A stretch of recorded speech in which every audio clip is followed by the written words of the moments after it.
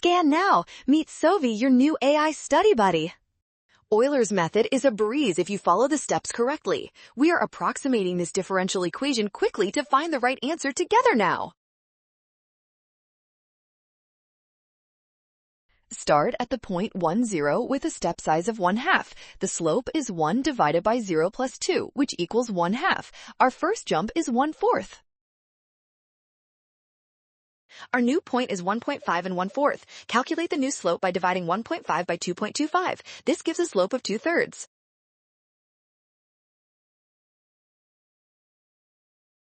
Multiply 2/3 by the step size to get 1/3. Add this to 1/4 to reach our final result of 7/12.